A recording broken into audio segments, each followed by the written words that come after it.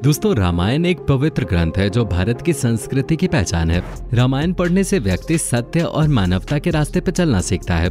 रामायण की हर एक कहानी जितनी प्रेरणादायी है उतनी ही रोचक भी है। रामायण में बताए गए हर एक किरदार प्रभावशाली हैं। हर एक किरदार से जुड़ी कहानी हमें प्रेरित करती है और सीख देती है। रामायण के हर किरदार की तरह कुंभकर्ण की कहानी भी काफी रोचक और मजेदार भी है।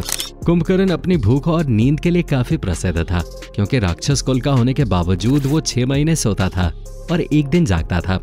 दोस्तों, हर कोई जानता है कि कुंभकर्ण बहुत सोता था, लेकिन उसके सोने के पीछे की वजह क्या थी ये शायद बहुत कम लोग जानते हैं। और आज की वीडियो में हम आपको रामायण के कुंभकर्ण की नींद के पीछे की असली वजह बताने वाले हैं कि आखिर किस कारण उसे 6 महीने तक सोने का श्राप मिला।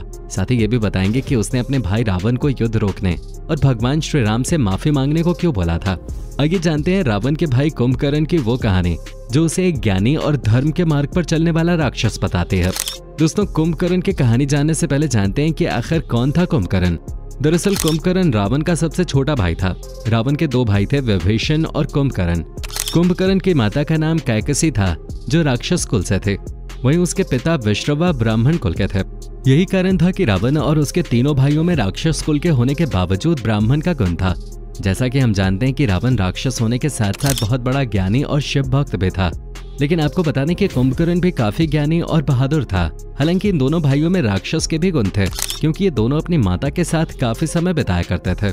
लेकिन विभीषण अपने पिता के साथ ज्यादा समय बिताया करते थे, जिसके कारण उनमें राक्षस का गुण बिल्कुल भी नहीं था।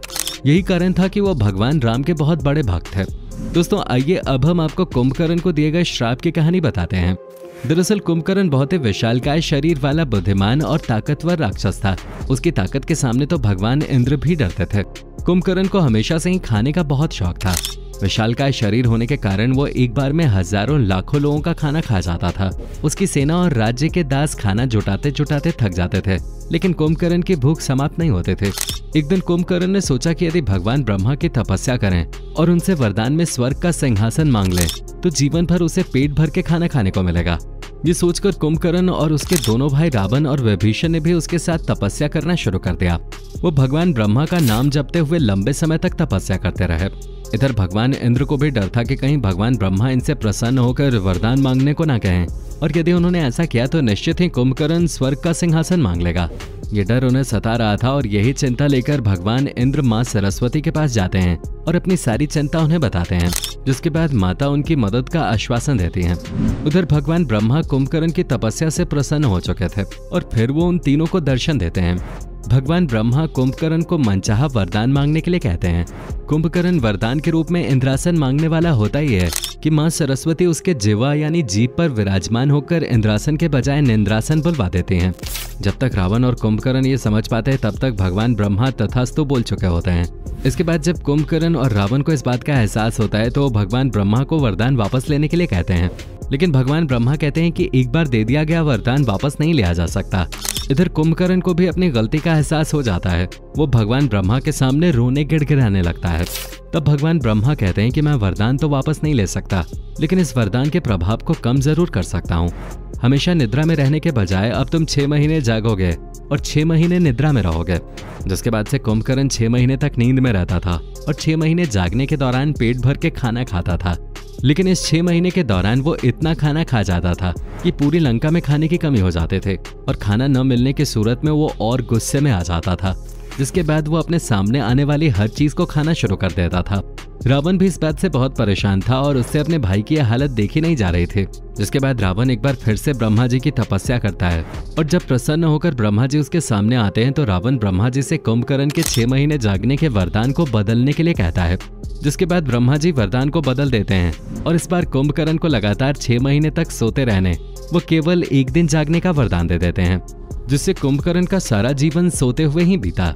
6 माह तक निरंतर सोने के बाद वो केवल एक दिन के लिए जागता था और उस दिन बहुत सारा भोजन खाता, मदिरा पीता, नृत्य देखता और फिर से सो जाता। खैर दोस्तों, जैसा कि हम जानते हैं कि कुंभकर्ण का जिक्र रामायण में तब होता है जब माता सीता के अपहरण कर लेने के बाद भगवान राम और उनकी वानर सेना के साथ रावण का युद्ध होता है। रावण की विशाल सेना जब भगवान राम की सेना के सामने हारने लगती है तब अंत में रावण अपने भाई कुंभकर्ण की मदद लेने की सोचता है। लेकिन उस समय कुंभकर्ण अपनी निद्रावस्था में होता है और इतने विशालकाय भाई को गहरी नींद से उठाना बहुत ही कठिन काम था। फिर भी उसने अपनी लगभग आधी सेना को कुंभकर्ण को उठाने के लिए भेजा। इधर रावण की लाखों की तादाद में सेना भाला, तलवार और सीढ़ी लेकर कुंभकर्ण को जगाने चल पड़ते हैं। उधर कुंभकर्ण गहरी नींद में सोया हुआ था। सभी सेना उसे जगाने की बहुत कोशिश करते हैं। कुछ लोग सीढ़ी के जरिए उसके पेट पर चढ़ के उछल उछल कर उसे जगाने की कोशिश करते हैं, तो कोई नीचे उसके शरीर पर भाले का वार करके उसे उठाने की कोशिश करते हैं। लाख कोशिश करने के बाद भी जब कुंभकर्ण नहीं उठता, तब सेनाओं के मन में ख्याल आता है क्यों न इसे स्वादिष्ट भोजन परोसा जाए, क्योंकि कुंभकर्ण खाने का बहुत शौकीन था और शायद वो भोजन की सुगंध से उठ जाए। दोस्तों, ठीक यही हुआ। सभी सेनाओं ने विशाल मात्रा में विभिन्न प्रकार के स्वादिष्ट भोजन को जुटाया और भोजन की स्वादिष्ट सुगंध जब कुंभकर्ण की नाक में गई तो वो अपने आप उठ गया। जिसके बाद उसने भरपेट खाना खाया और खाना खाने के बाद वो सीधा अपने भाई रावण के पास गया। जब कुंभकर्ण रावण से मिला तो उसे रावण के द्वारा पूरी घटना का ज्ञान हुआ।